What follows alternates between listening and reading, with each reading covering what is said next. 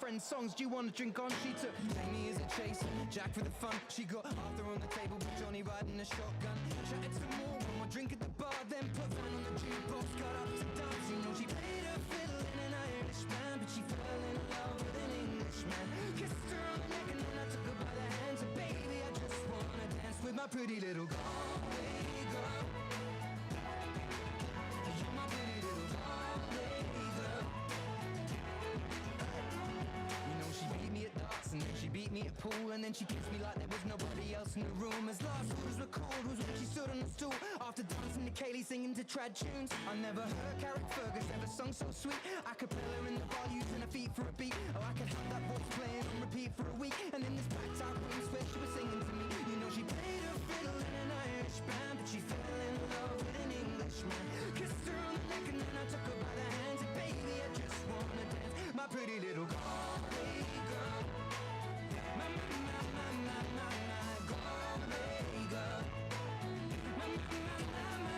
My Galway girl. My Galway girl. Now we all said our welcome and it's closing time. I was holding her hand was holding mine. Our coats both smell of smoke, whiskey and wine, as we fill up her lungs with the cold air of the night. I walked her home, then she took me inside, finishing Doritos and another bottle of wine.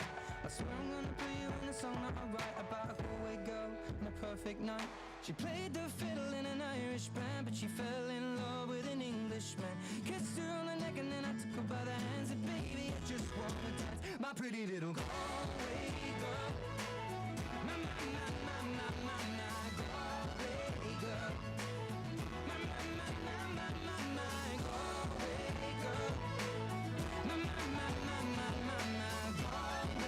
girl. Hey!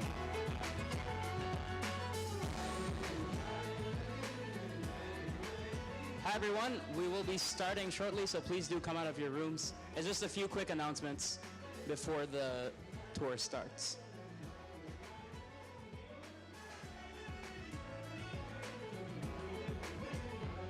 Thank you.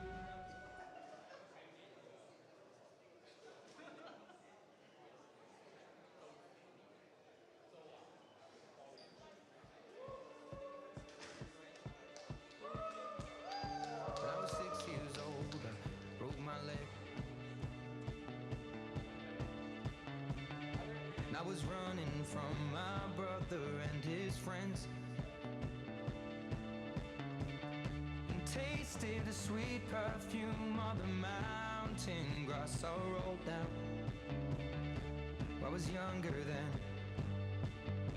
Take me back to when Alright guys, we'll be starting in like a minute, so please do come out. broke it here, made friends and lost them through the years. And I've not seen the boring fields in so long. I know I've grown, but I can't wait to go home. I'm on my way, driving at 90 down those country lanes, singing to Tiny Dancer, and I miss the way you make me feel. It's real when we watch the sunset over the castle on the hill. 15 years old, smoking and rolled cigarettes, running from the law through the backfields and getting drunk with my friends. Had my first kiss on a Friday night. I don't reckon that I did it right, but I was younger then. Take me back to when we found weekend jobs, and when we got paid, we'd buy cheap spirits and drink them straight. Me and my friends have not thrown up in so long. Oh, how we've grown, but I can't wait to go home. I'm on my way, driving at 90 down those country lanes, singing to Tiny Dancer, and I miss the way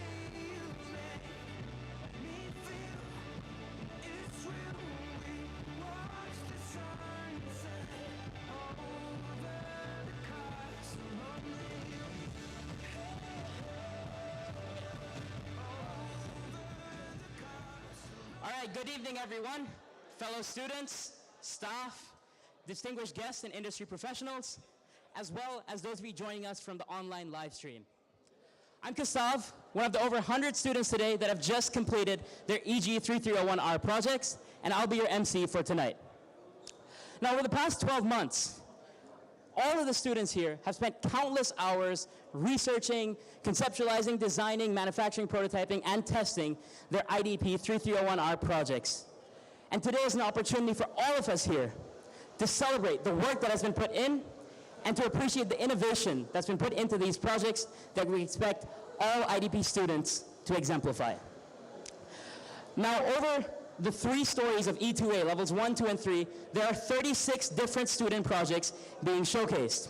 You can find more information on the TV screens next to each lift. I would like to invite all IDP staff, students, and alumni, as well as all industry partners and guests and CDE staff, to walk across all these areas and take a look at all of the projects today. In addition, a few announcements. A total of 6 awards will be handed out at the end of this night. In order to vote for these awards, just go to each IDP project booth, and there will be a QR code that you can use for each project to vote for the award that you want to vote them for. There are 6 project categories for the awards: most innovative project, most challenging project, most fun project, most useful project, most likely to be a startup, and finally, best poster. Now, all of you students and anybody visiting can vote for these awards. At 7:20, the awards voting will close, and we'll be having an award ceremony, and dinner and refreshments will also be served. Now, some final announcements. There will be a live stream tour of all of the projects over the next hour and 10 minutes or so. Therefore, I would like to urge all of you students in your project groups to please prepare a short 30-minute elevator pitch of your project, so that when we come around with the live stream tour, you can divulge what your project is about in a short and concise manner. Finally, for those of you joining us from the live streams, we would like you to comment how you found these projects inspirational. And we'll be awarding the best comments from each of the live streams with $30 of vouchers as well. Therefore, with all of that said, I see no reason to keep you guys around any longer. For the students, I would recommend keeping 1 or 2 people at your project booths, so those of you coming around, you can explain to them, and the rest of you can go around and see all the projects. And for everyone else, just feel free to walk around and get inspired. I hope today is an inspirational, insightful, and fun night. Thank you so much.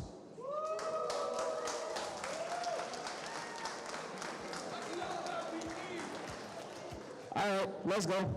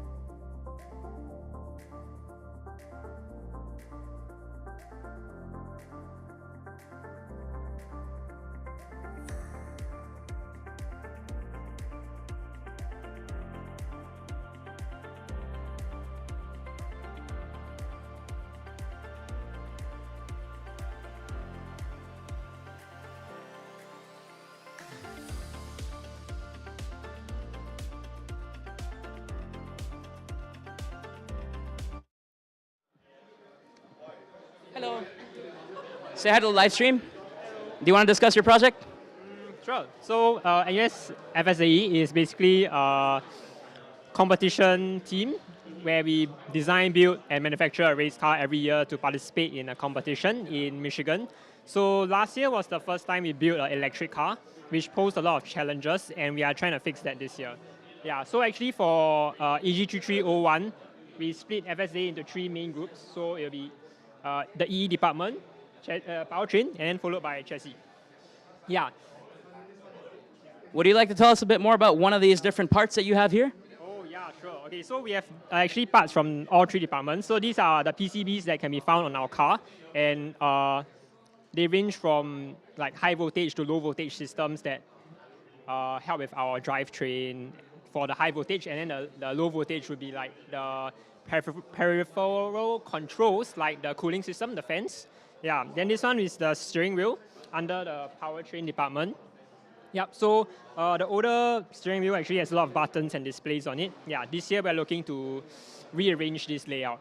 Yeah, and then afterwards this will be our chassis department, the wings from the aero department. As you can see, most of our car is actually made out of carbon fiber. So we have a high strength to weight ratio. Yeah. All right, that sounds good. I wish you good luck on the rest of your project and the competition. All right. All right, hello. So this is Team Bumblebee. They're another competition team. Would you like to tell us around a minute about your project? Yeah, sure. So we are a fully student-run project team that was started in about 2012. We work on autonomous maritime systems. So we started with underwater vehicles, and we've actually branched out into autonomous surface vessels, as well as autonomous flying vehicles. So we have a full suite of multiple platforms that interact with each other. And currently, we only have the underwater vehicle because the other 2 have actually gone to competition in Sydney right now. Yeah. Thank you so much for sharing. As we can see, NUS has a wide range of different competition teams. And here's the third one, RoboMasters. What would you guys like to say about your projects? Okay, sure. Hi, so we are from NUS RoboMaster, and we are currently working on a balancing robot project. So here's our first prototype, and eventually we would like to upscale it to this size. So this is actually the full-scale robot that we're using for competition, as you can see from here. Yep.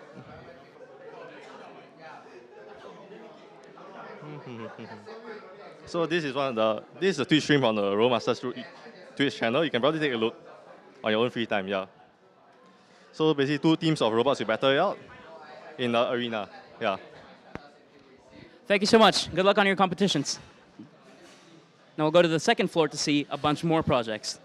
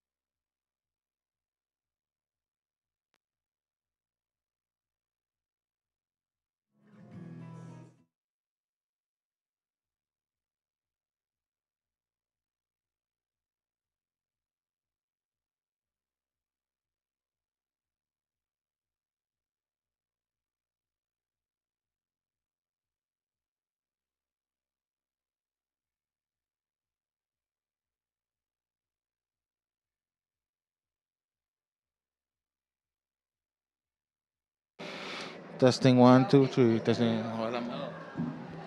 Sounds good? Okay, let's go.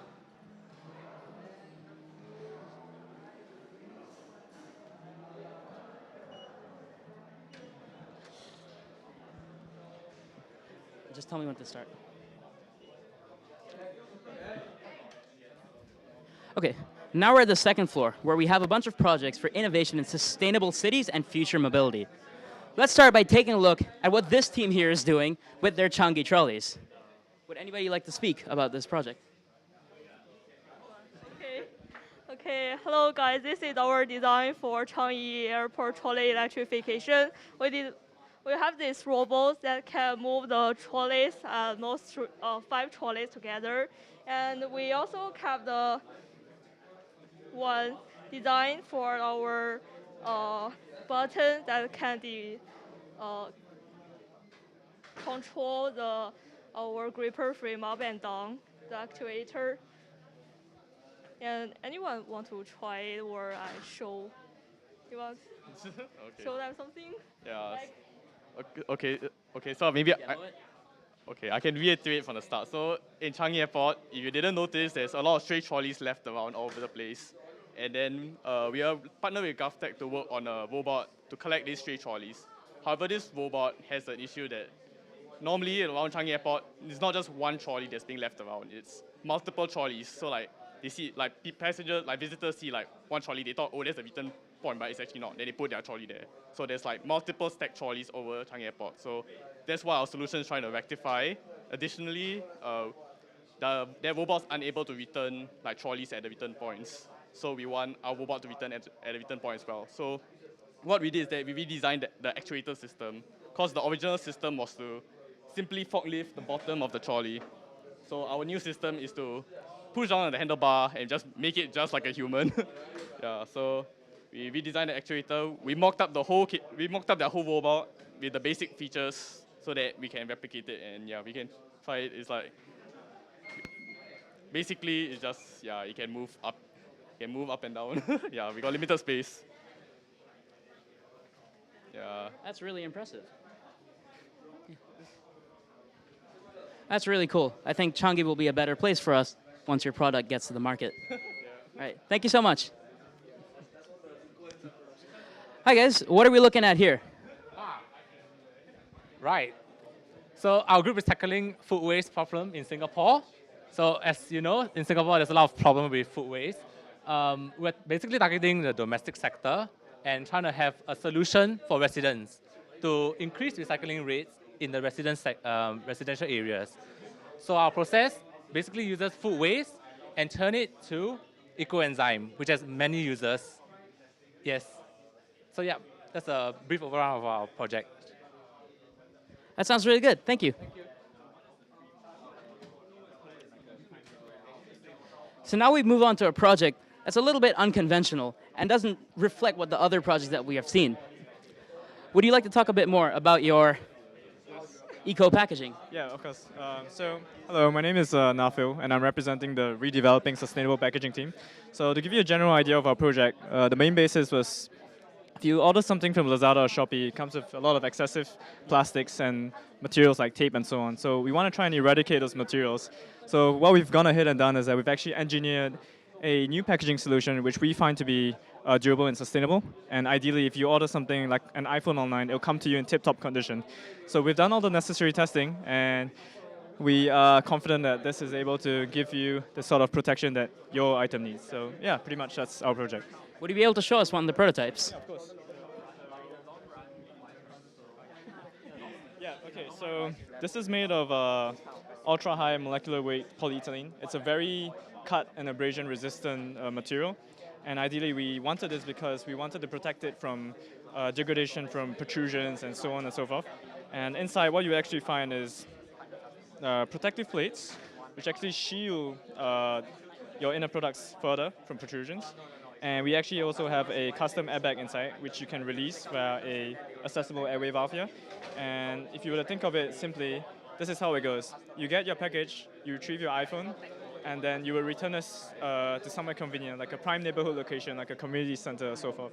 And then from there, it gets redistributed back for someone else to use. And ideally, the general goal is that we can cut down on all the single-use materials such as cardboard and plastics. So. That sounds like a really well thought out and tested product. Good luck with the rest of it. Thank you, thank you. Yeah. Hi. Would you guys like to talk about what you have going on here? I think you're growing underwater plants, right? Hello, my name is Rishabh, and this is our project. The project is based on growing marine plants on land. So our project is an affiliation with St. John's Island National Marine Lab. So basically what the lab does, it does research and experiment on marine plants, especially seagrass. So what they wanted from us is to optimize the growing system so that they can better experiment and find out the optimal conditions of how they can grow seagrass. And once they find out the optimal conditions, they hope to then mass produce the seagrass and help in the process of transplantation so as to, replenish the dying seagrass species that are there in the oceans. So in a nutshell, our system is modular, so it's stackable. So each of these individual tanks can be stacked on top of each other and provide multiple layers of seagrass growth. You can control the water flow through the valves, and then you can change the different nutrient parameters or light conditions, and basically it helps them change experimental parameters and find the most optimal condition to growth. Okay, thank you. I mean, underwater degradation is a really big issue, so it looks like you guys have done a great job to try and tackle that. Thank Yeah, you. no worries. Okay, I don't cook very much, but this doesn't look like a normal stove. Could you guys tell me what you've done here? Okay, yep. So hi, our group. What we have here is a system to capture wasted heat, or heat that would have otherwise be wasted from a stove, and turn it into electricity. So what we have here, right, is we have isolated basically the hot side of the stove from the environment, and we will be using the heated air to heat up heat sinks through. Otherwise, we will then heat up thermoelectric generators, and that will be our main power source. Yeah. That sounds really good. Thank you. And finally, we have what looks like a fish. Can you guys tell me more? Hi, I'm Ashley. So basically, our project is called improving the cleanliness of rivers around Singapore. So what we are doing is, in a way, to enable like this, our contractors or our workers working on this to have a more efficient and effective way of clearing like the debris in our waterways. So they can actually, instead of what they are actually doing now, using like those manual boats and like sampans and nets to actually scoop out the debris, they can use this to basically remotely maneuver this vessel from the riverbank or like the shore area to collect the debris, the floating debris that are in the area. And if like after they're done, they could actually remove the containment unit. They can actually pull this out to remove the containment unit to clear the debris before actually putting it back in to continue going. Yeah. This looks like a really well done, complete product that seems to work really well. So good job, guys. So as you guys have seen, IDP is focusing on a lot of projects that focus on sustainability because that's a really key thing going into our future. Now let's go take a look at a few projects that have a different focus altogether.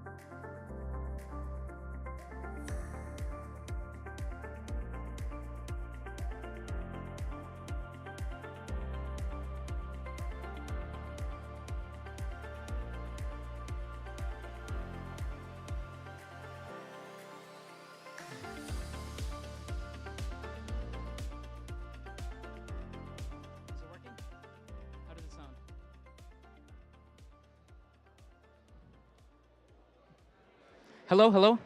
Can you guys please test the sound? I'll continue speaking so you guys can tell me when. Works? Okay, let's go in. Oh, this is...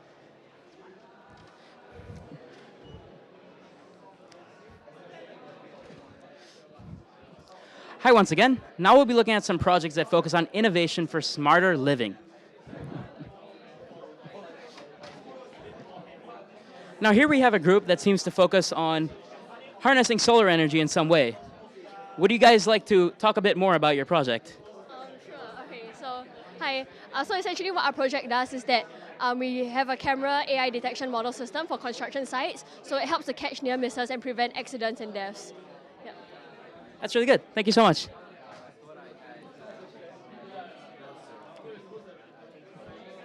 Sorry, guys. This looks really complex. Can you guys tell us what your project is about? Oh, Rishi, I think Rishi. Okay, hi, sorry. So my project's about indoor air quality. We are trying to improve air quality for medical wards, which are open air in Singapore. So I'm pretty sure if you've ever been to a hospital with open air, it's quite suffocating sometimes. And to improve that, we implemented a software-based solution with air purifiers to help improve the air quality by improving air circulation within medical wards. Yep. Oh, that looks really cool. Thank you so much. Next, we look to have a project that's currently undergoing a demonstration. Maybe we can take a closer look.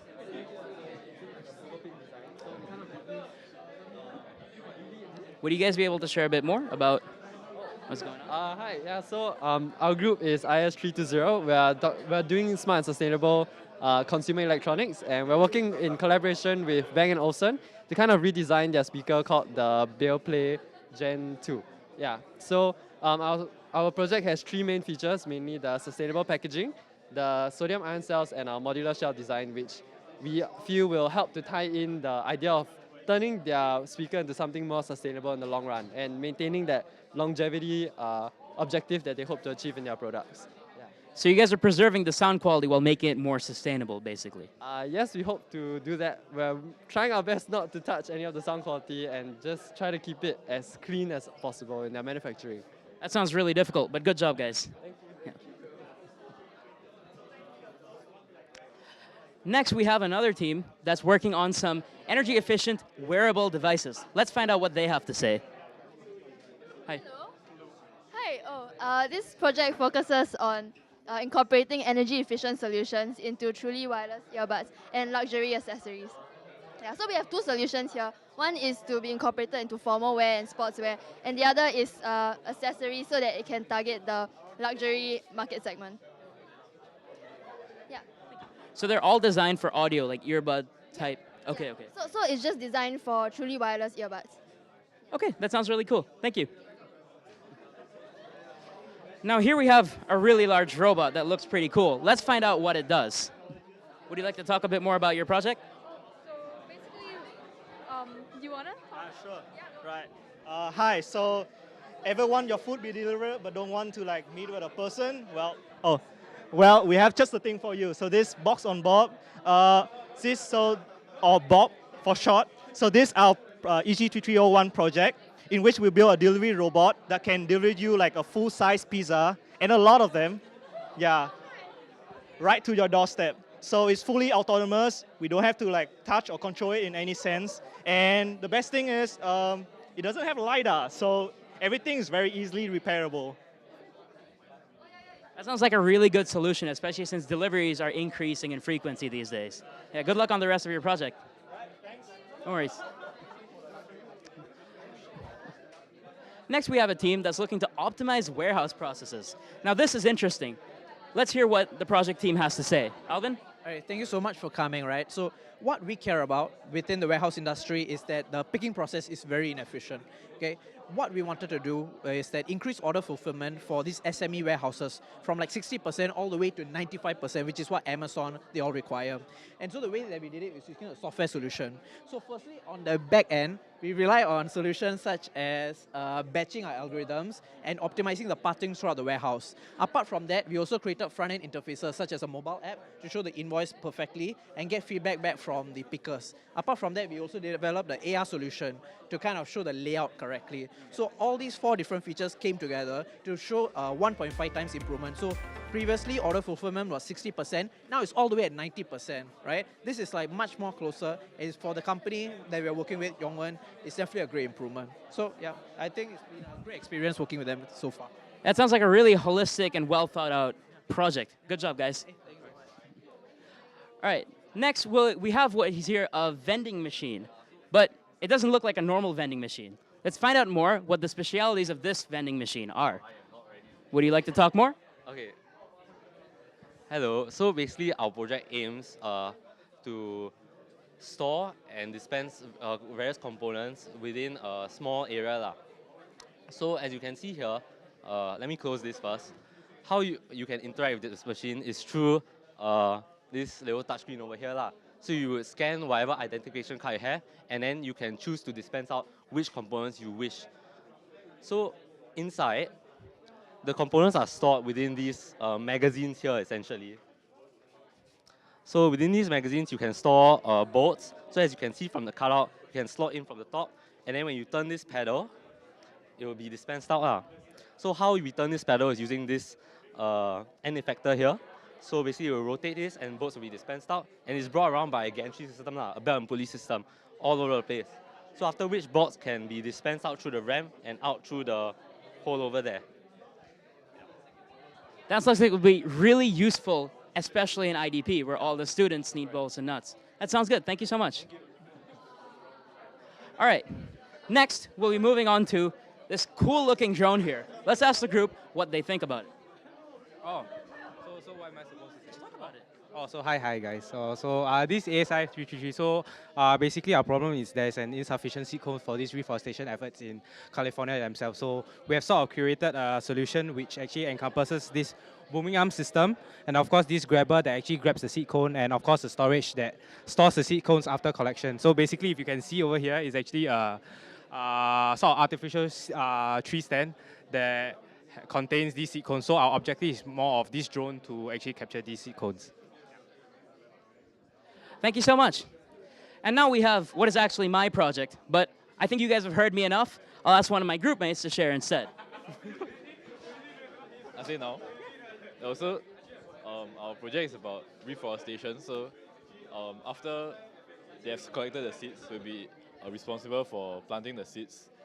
Because of lack of manpower and slow rates of reforestation currently, we have to increase the rates of reforestation, and also doing it in a way that does not waste seeds because of a seed shortage.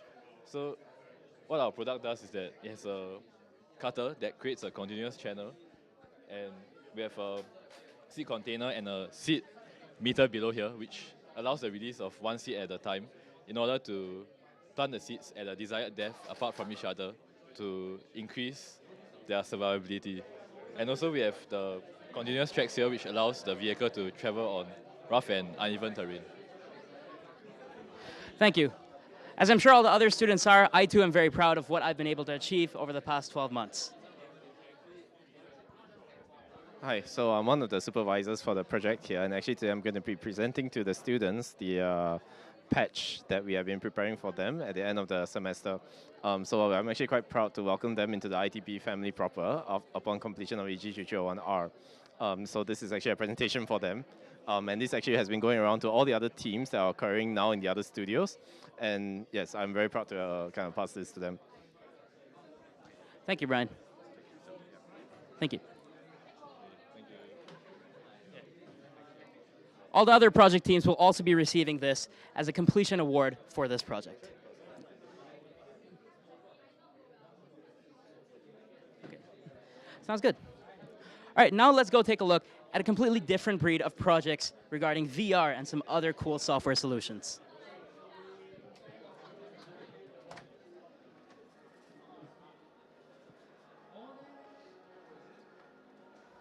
Do I just keep going?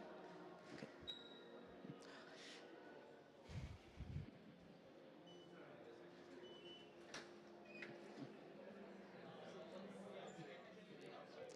So far, we've seen a lot of different projects that use a lot of hardware to do a variety of different tasks.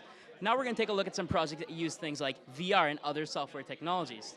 Let's go ask this group what they've done with their VR goggles. Hi, would you guys like to talk more about your project? Oh. Hi, would you guys like to talk more about your project to the live stream here? Oh, yeah, sure.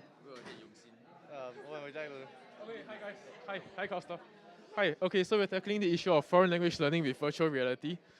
We looked at what's being done in classes now. We know that when you are learning foreign language, the hardest part is actually being confident enough to speak the foreign language itself.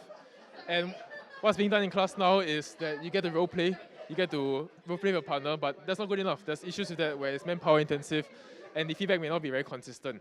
So we looked at VR, and what VR does best is it creates an environment away from the environment itself. And you also have very advanced machine learning models from Microsoft Azure. And coupling that together, we have a supermarket prototype where you speak to the cashier, and you actually get to practice your Spanish. You speak Spanish to the cashier, it speaks Spanish back to you. If you're confused, you can speak English, it will give you the Spanish sentence, and then you can speak the Spanish sentence itself. We also have a pronunciation API which evaluates your score. It tells you numerically how good or bad your pronunciation is, and you can track changes over time as well. So that's what we have. That sounds really cool. I think it'll be a lot easier to learn using this than just reading textbooks and talking to yourself. Yeah. Right, Okay, thanks, thank you Papa. so much. Thank you. Now let's find out what this group has done with their project. Would you like to share more? Oh, sure. I'll let Isaac. Hello, great to meet you guys. So welcome to Project Wave. This is a group of VR3301. So I myself and a few of my teammates here, and we have a tech demo as well.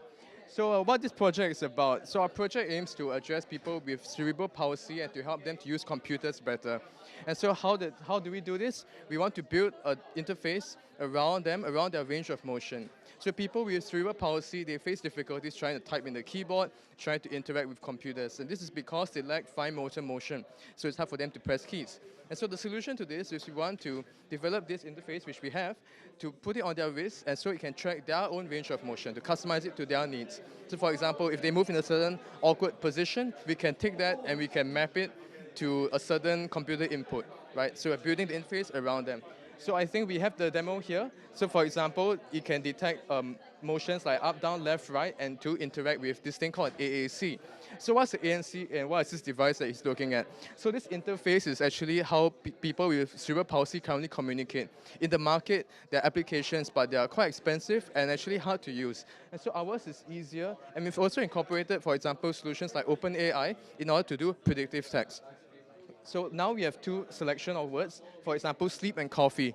And in order to interact, it will create a sentence. So, yep, we will select the OpenAI option, and the sentence will be generated. So let's see what is generated. So it says, I can't sleep without coffee, and you can also hear an overlay. And so the text-to-speech will also say that sentence. And so how this works is it actually uses the OpenAI API in order to come up with the sentences. And we hope this will give the voice to those who have cerebral palsy so that they can speak in full sentences rather than speaking with choosing certain words awkwardly. Yep. So that's our solution. I mean, cerebral palsy is a really debilitating illness, and so this is amazing that you guys have been able to create this with the time. Yeah, thank you so much for sharing. Thank you. Yeah. So I'm sure at some point all of us were born.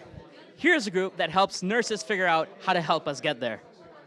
Hi, we are VR305, childbirth delivery simulation. We are working to create a childbirth trainer to train medical students on childbirth delivery skills. So currently, medical students lack the opportunity to visit the real-life delivery suite to train on their childbirth delivery skills. So our team has actually come up with 5 features in our simulation. We have built quite a realistic virtual environment to train medical students. As you can see from my teammate here who's doing the simulation, medical students basically do different actions which are required during a delivery procedure. And so actually we tested with our simulation with 70 medical students, and we actually attained very positive results. In fact, we actually created a statistical test and found that our simulation was actually better than the current medical training that is used in medical school. And we're actually quite happy with that. I'm sure for nurses, giving birth is a very complex process, so the fact that this makes it easier, I think is better for everybody, all around the world. Yeah, good job. Thank you. Yeah, thank you for sharing. Now we have another group that's using VR to work on mixed reality ultrasound imaging. Let's find out more about what they have to say. Hi, would you like to share more about your project? Hi, we are VR302, Mixed Reality Ultrasound Imaging. So what we are trying to do is to try to bring 3D ultrasound imaging. And typically, if you have gone to like a hospital or something, you'll notice that ultrasound imaging is only two-dimensional, right? So what we are aiming to do is to kind of stitch up all of those two-dimensional images to come up with a 3D image. Yeah. Specifically, what our group is working on is to kind of track the position of the ultrasound scanning probe so that we can do this whole process. Wow, that is extremely complex. But that's very interesting. I think it'll be very useful for most medical applications, right? Yeah, extremely good job, guys. Yeah. Finally, let's take a look at yet another group that's using VR, but this time for another different application. Raj, would you like to share more? I can do a screen presentation. Okay, you start off. Okay, hi. So we are Crime VR, and what we have done is kind of like revolutionize the way that crime scenes are analyzed and detected. So how it works is basically we created a piece of software that I can show you, which basically scans rooms and like it creates rooms. You can try it out. You want to try it out? Yeah, sure. Yeah, you can just point it at the top of the room. Yeah, and then, oh wait, you can just click start scanning. Whoops. Start scanning. Okay. And then at the top, and then you point it at the bottom. Uh-huh. Yes. You move it around a bit. Move it around a bit. Yeah, that you see? Wow, that's a full 3D model. Yeah. So you can AutoCAD immediately in real time for any surfaces, objects, or textures. Yeah. That's extremely impressive. Yeah, and what you can do with that is this model that we have created, you can export this. This is like a 3D CAD. It's 1:1. It's like almost immersive. And you can convert it into an AR model. So what happens is that you can basically turn it and put it into this like AR view. So suppose I put it on a table, you can walk onto the table itself and yeah, go through it. So the reason for these like items that we have created is because we realized that in crime scenes in general, right, lawyers need a way to like reconstruct the scenes and work with their like defendants. Yeah, and it's really expensive in Singapore to actually do it. Yeah. So like one of the biggest like issues that they have is a full court reconstruction costs upwards of 100K. Yeah. This is so much cheaper. And not only cheaper, but we plan to make it almost free because we believe that the defendants that do actually commit crimes may not be of a very high like they may not be able to pay up the fees. That's fair. So it kind of like how do I put it, liberalizes the space of construction and reconstruction, and these applications that we have, it basically ports the entire crime scene that you saw into VR. So you can have 2 or 3 users walking about in that VR space at the same time. So useful. Yeah. So like the lawyer and like the defendant. I mean, that's insane. Like the technology alone, obviously it's applications for crime, but I can see this being used for a variety of other applications as well. So this is something really insane that you guys have stumbled upon. Great job. Thank you for sharing. All right. Now, finally, we're going to go to the final room and take a look at our final couple of projects.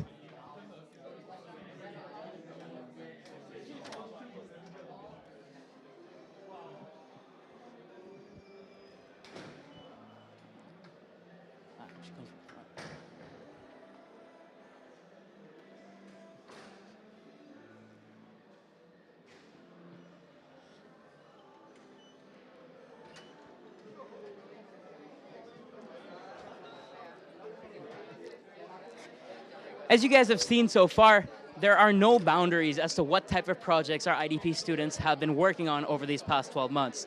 Here are a few more projects that further stretch those boundaries. So first here, we have an abdominal examination trainer. Could you tell us more about how this works? Our product is a medical wearable that simulates the consistency and motion of an abnormal liver. We are aiming to simulate the enlargement and abnormal liver consistencies here. So you use this to basically like detect issues with the liver. Over.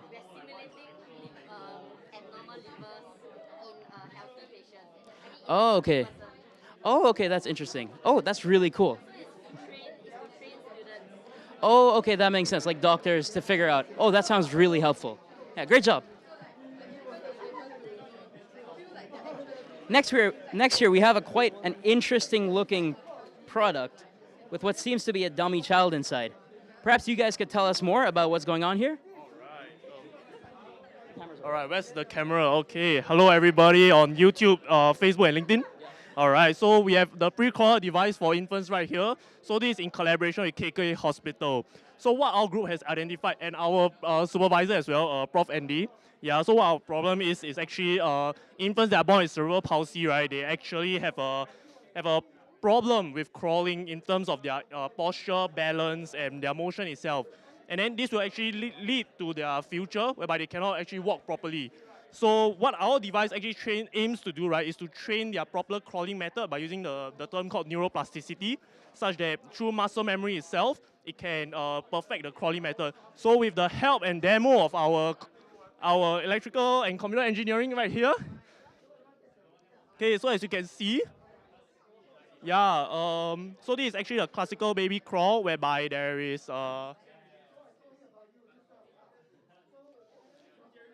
yeah, so with the help of neuroplasticity, it will actually train the infant to crawl properly. Yeah, and then we have also programmed like 4 different speeds whereby progressively in the training regime itself, yeah, so it will get faster and faster. So to maximize the efficiency and how much the infant can learn, you know. And so we have identified this to be a very meaningful project. Yeah, and then a meaningful and useful project whereby we are looking for juniors if they are very interested to join us in our EG3301R. So if we would bring our poster right here, yeah, so we have the pre-crawler device, okay? Yes, check us out, okay? Thank you so much. Yeah, thank you so much for sharing. I find it so interesting that cerebral palsy, that's one disease, somehow has 2 different products and 2 different types of solutions. It's really interesting to see how different students think of different ways to tackle the same issues. Now here we seem to have another medtech-based device. Let's ask this group how this solution works. Would any of you like to share more? So basically this device that we have come up with is, the objective of the device is to help gamify exercise sessions for senior care centers and to make it more enjoyable for them. So currently we have 3 different games for 3 different exercises. So the first exercise is hip adduction. So it's basically you just move your leg to the side.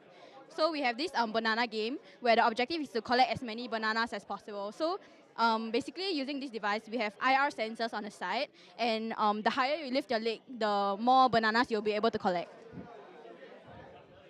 Yeah. Then for the second exercise, we have knee extension. So this will be seated down. And then we have this soccer game. So basically, when the ball spawns on the left, you do a knee extension on the left. Then on the right, then the same thing, yeah. Then, so for the third exercise, we have step up. So what this does is that there will be spiders coming down from the screen, and you will have to execute a step up motion when the spider comes down to the slippers and to kill the spiders.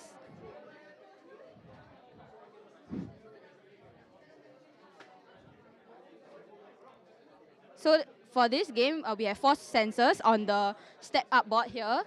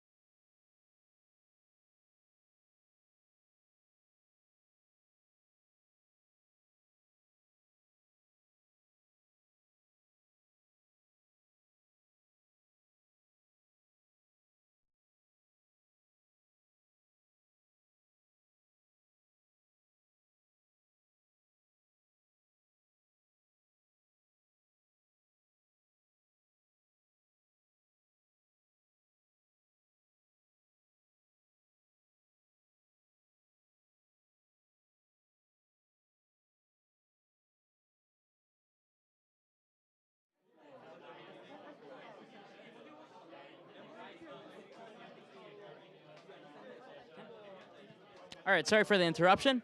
Now that we're back, it seems like we have another medtech solution, but this time for a physiotherapy type of problem. Let's ask Gabriel more about this product. Hi, yes, so I'm Gabriel. This is my product. So right now what we set out to design is actually a physiotherapy development aid. So the purpose of this is to enable physiotherapists to better manage multiple patients. So current physiotherapists current physiotherapy is about 1-to-1, maybe it's 1-to-2 in occasion. So this is actually very strenuous on manpower, right? So if we were to able to push past that to enable one physiotherapist to manage 5 to 6 patients, that will greatly reduce manpower requirements, right? But the problem is that if one therapist is managing more patients, right, how do you ensure the same amount of care as one-to-one therapy, right? So this is what we developed. So our system, right, actually develops. We actually develop a system which enables the physiotherapists to track the joint angles of the knee. So we focused on knee rehabilitation. So our device works in pairs. So each device has each system has 2 devices, right? And in each of these, there is an angle management system, IMU sensor. So based on the angles of the IMU, we can tell the relative angle of the knee, right? And from this, right, we are able to send it out onto a cloud server, a database, and send it out to an application for the physiotherapist to monitor, right? So that's currently our product. Yeah, in short, yes. And that's really cool. Like, physiotherapy is extremely common, but now we have a solution that can turn that into a more technology-based solution and help develop that practice further. Thank you so much. Hello, would you guys like to talk more about your project? Yes. So our project is about hospitals for the future. We're basically trying to add another step ahead towards healthcare. So we have a software-based solution for information management for public hospitals in Singapore. So right now, all the patients and caregivers, because while discharged, they have either too much of information, too less information, or there's probably a delay in information, and it's very overwhelming for them to remember all this information. So we want to ease that for them. So we're providing a software where the creation tool, where the hospitals can populate the information, personalize information for every patient, and the patients can access on their phone or any kind of device, and it's get updated every time they visit the hospital. There are new things and like different sections if you want to explore. If you have a demo. Yes.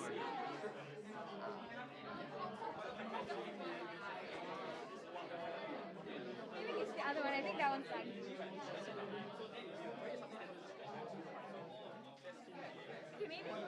So that's the care synopsis.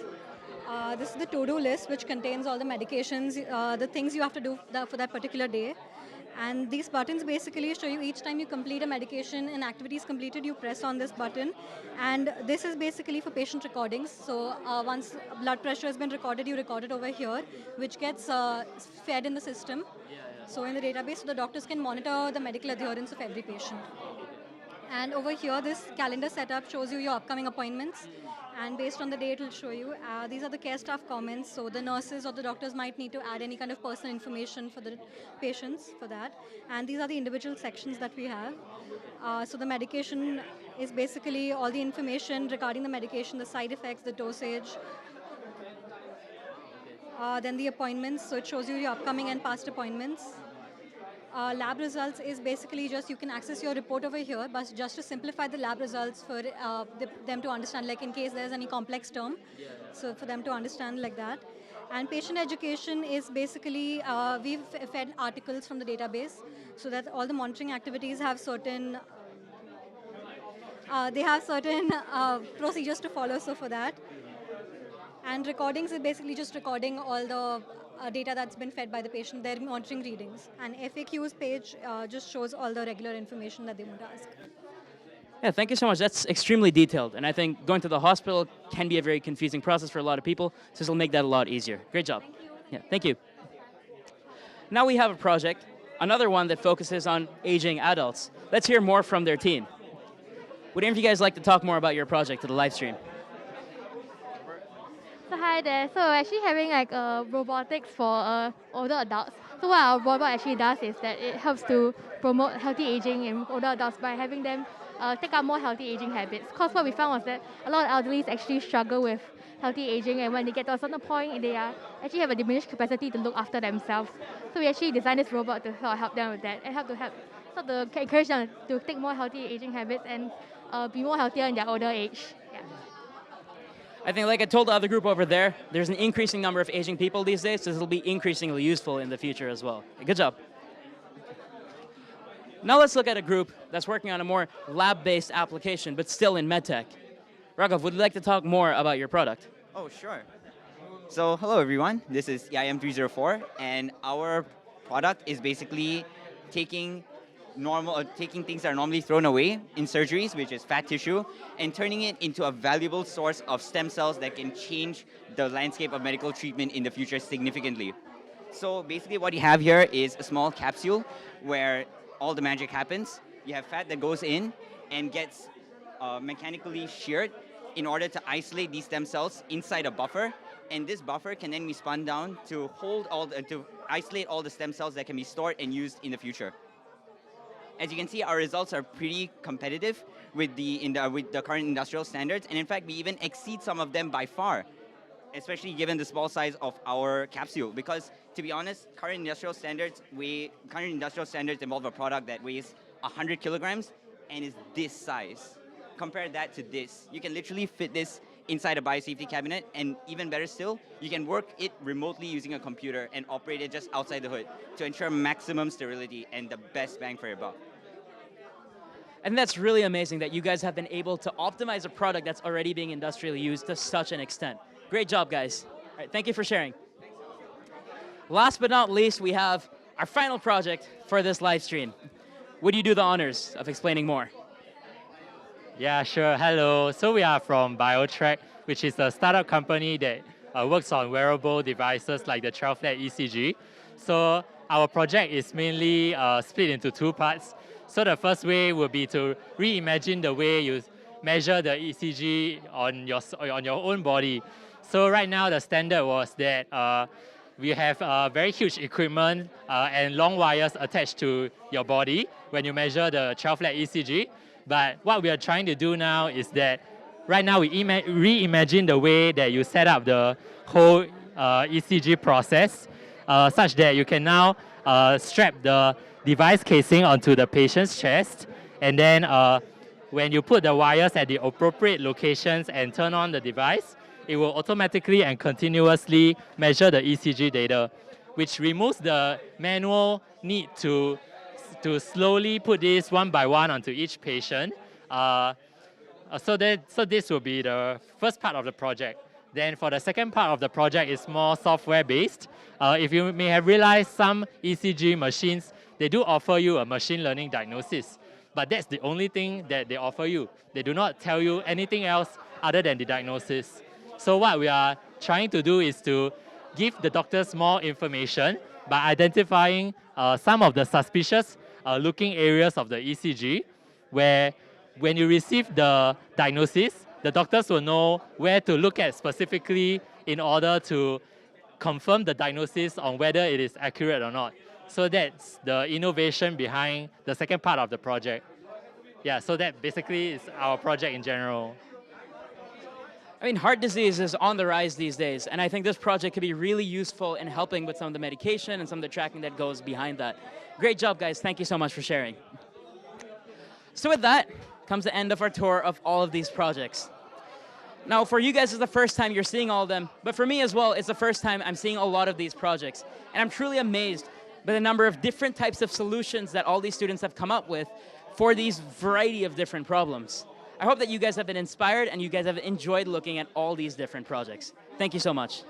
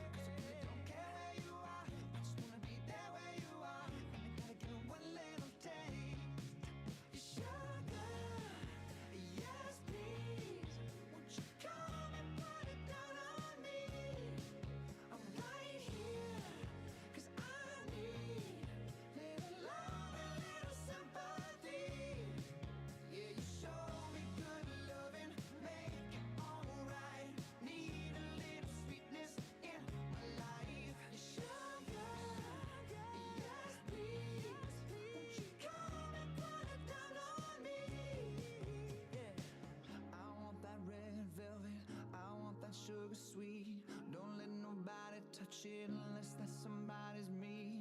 I gotta be a man, there ain't no other way. Cause girl, you're hotter than a Southern California day. I don't wanna play no games, you don't gotta be afraid. Don't give me all that shy shit, no makeup on, that's my sugar. Yes, please, come and put it down on me. I'm right here, 'cause I need little love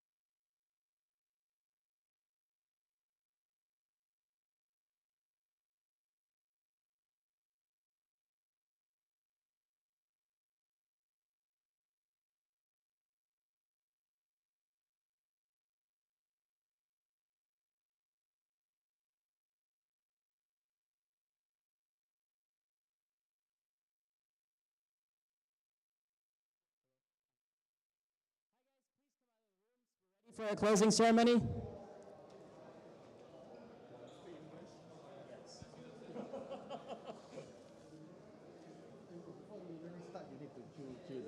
Yeah, before you start. I need to what? You need to cue him. Cue him. Okay, okay, yeah. Okay. He's Okay. ready, then you. Yeah. Okay, okay. Yeah, just people need to come out of the rooms.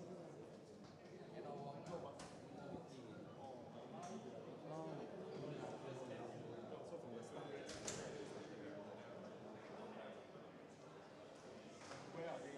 First floor. Upstairs. Upstairs. This is the floor. Fourth floor don't have it. Oh, let me go tell people to come out again. Yeah. I think next time, if they're like props, we can go tell them because analysts may. Oh, yeah, you have to go into the room. Yeah, yeah. To get the students to come out. Go and get the students. Here, guys, the bike is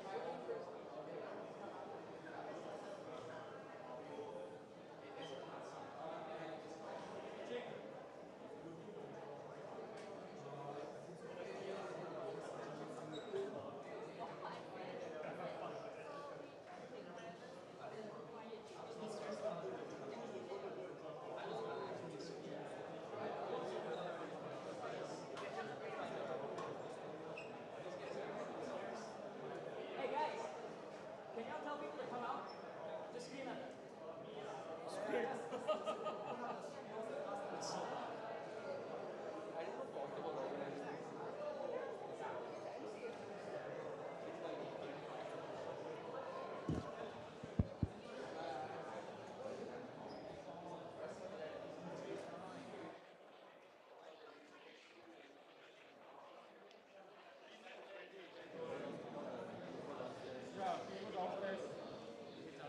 Hey guys, those of you downstairs, we're ready to start our closing ceremony. Opening ceremony. The opening was earlier, right? I think we're mostly ready. Yeah. Sir? Oh, that one's Dr. Teo Ki Leong. This one's Yang Shi Chang. Professor Teo Ki Leong. Yeah, you mean the speech, but you give the introduction. Yeah, it's very quick. Yeah, we're starting.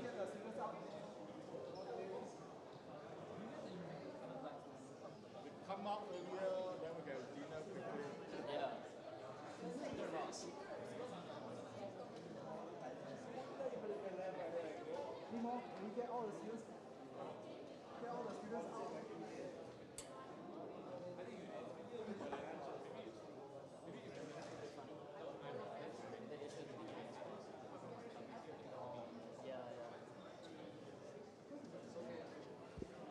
Guys, please do come out of the rooms.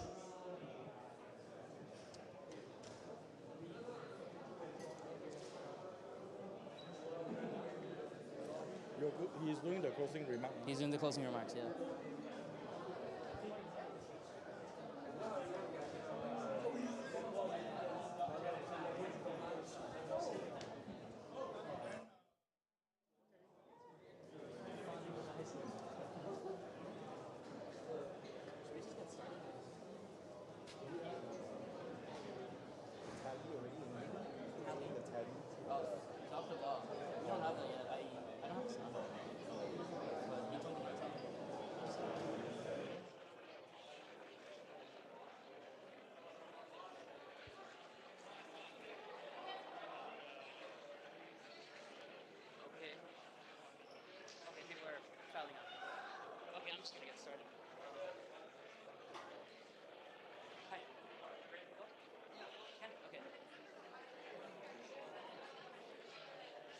All right, hi everyone. If y'all could just quiet down a little bit.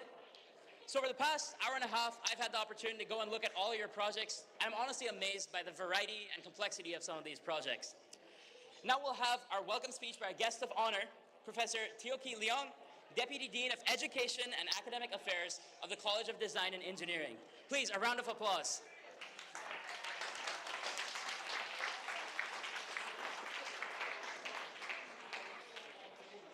Hello students, you see that I'm in a very relaxed mode.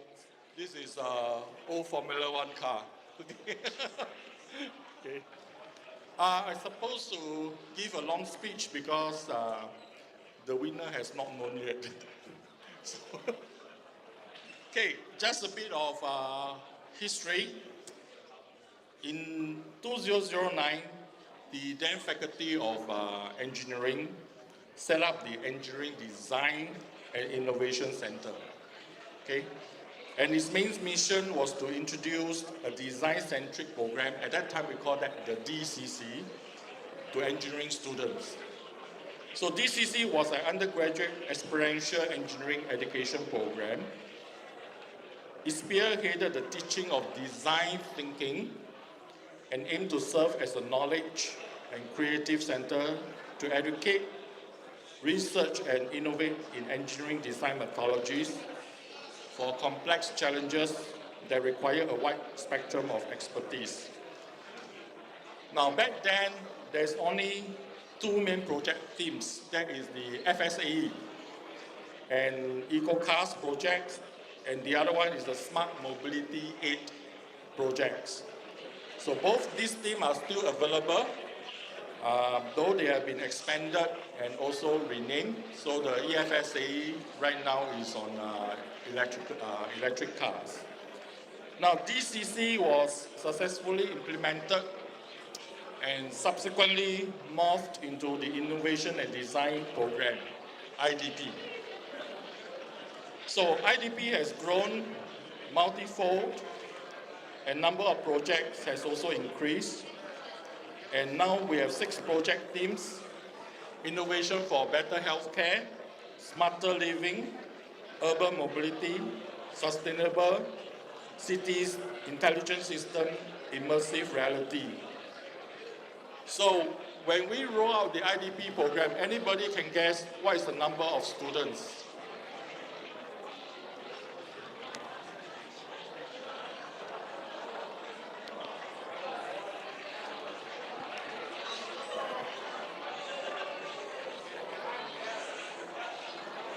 Those who can guess, I will give $50. Launched in 2009, the first batch. What is the number of students? Yeah. The first batch cannot answer.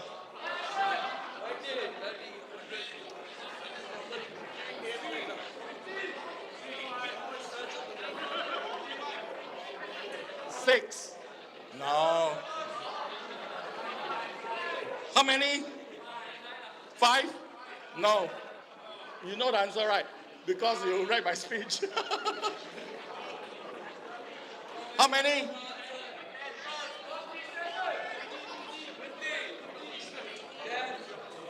Come. 30 students. You want the prize? Come.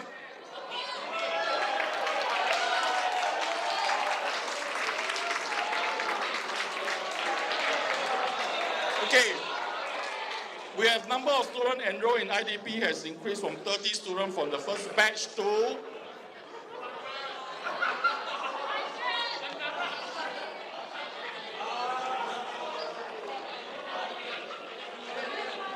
how many students right now? Total.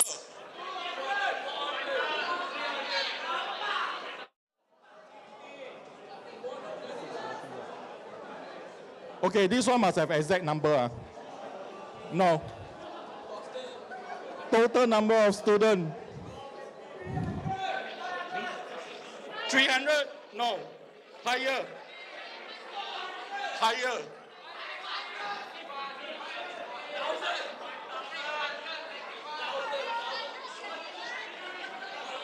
Hey, you all must guess correctly because I intend to give out this one. I'm not going to keep it.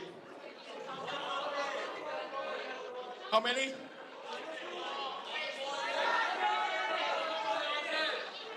No, it's between 500 and 700.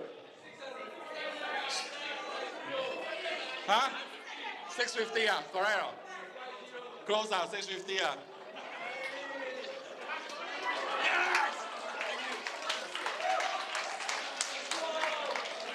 Okay, so IDP is to train our graduates like you with an entrepreneurial mindset to understand innovation and apply your knowledge and skill to solve complex problems. And now I can see there are a lot of exciting products, okay, and even services and experiences that you have gone through. Now, with the formation of College and Design Engineering, our curriculum has gone through a major revamp. So this is a larger part of NUS initiative to expand interdisciplinary learning. So with the new college, we are also bringing IDP, DID, and AKI students together to work on projects which we believe there's a lot of synergistic collaboration, okay, among this group of students to continue to enhance our multidisciplinary and interdisciplinary program. So this evening, I can see that we have students from various disciplines: biomedical, chemical, electrical, computer, engineering science program, mechanical, material science, and also our friends from business school, science, School of Computing, and also YNC showcasing their project. Okay, I would like to congratulate all of you on completing your year-long interdisciplinary engineering design project.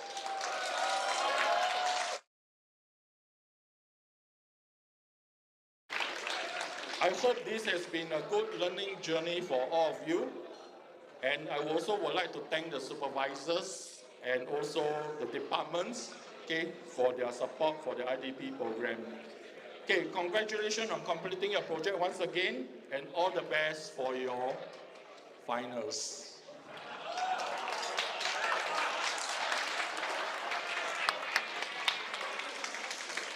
Thank you so much, Prof.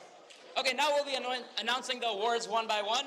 So what I'd like for you guys to do is, if I announce your group, just come upstairs and we'll hand you your vouchers and a certificate. All right, first, for most innovative project, FSAE, chassis. Woo! Come upstairs. By the count of 3, if not, then the prize will give it to somebody else.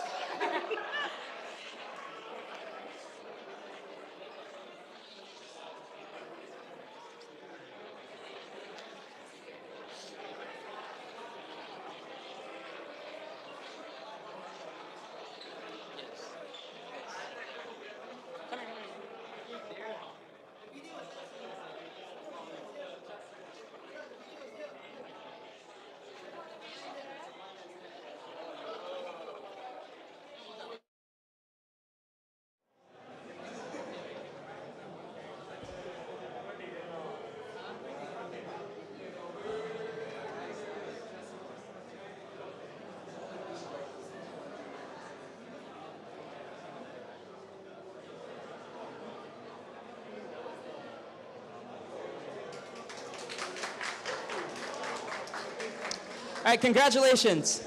Next, for most challenging project, once again, FSAE, Electronics and Electrical.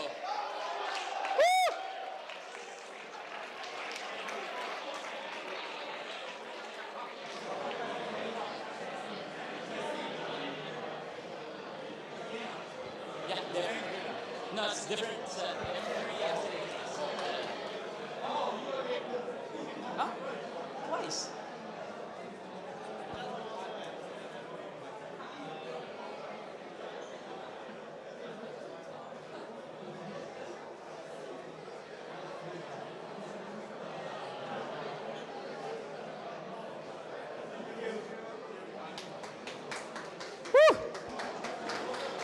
Next up, For most fun project, improving cleanliness of rivers in Singapore. Woo!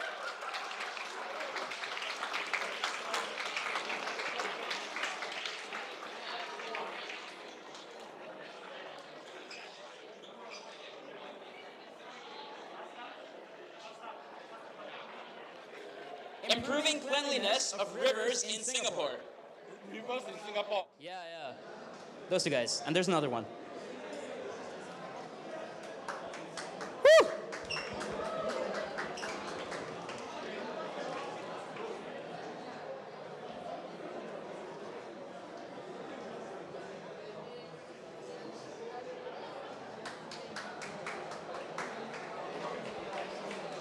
All right, fourth, most useful project, cleaner air for better healthcare.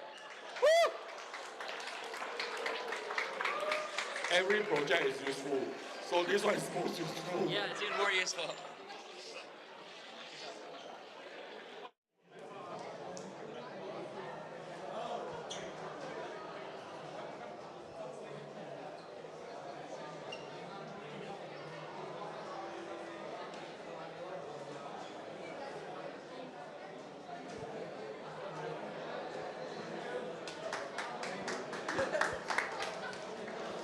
Next, most likely to be a startup, Wave. Woo!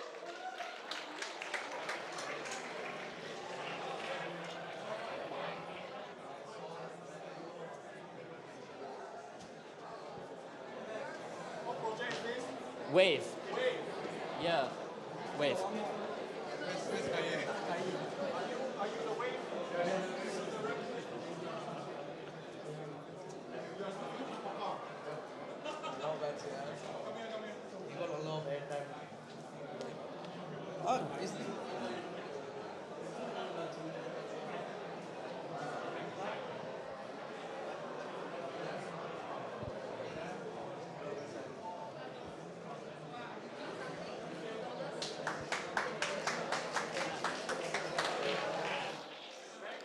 All right, and finally, best poster, abdominal examination trainer.